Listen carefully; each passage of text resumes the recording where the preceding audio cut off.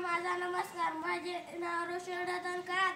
मी आता 30ल्या वर्गात आहे. 26 जानेवारी ह्याबद्दल मी 2 शब्द बोलणार आहे. तुम्ही शांतपणे ऐकावे अशी माझी नम्र विनंती.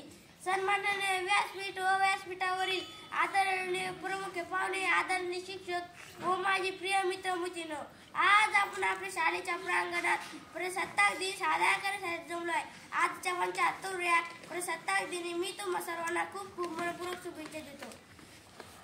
26 जानेवारी हा भारताचा प्रजासत्ताक दिन आहे.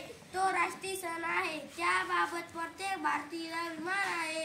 म्हणूनच भारतातील प्रत्येक वाडी, वस्ती, गाव, विभाग, तालुका, जिल्हा, शहर, राज्य आणि राष्ट्रात सर्वत्र प्रजासत्ताक दिन मोठ्या उत्साहात साजरा केला जातो.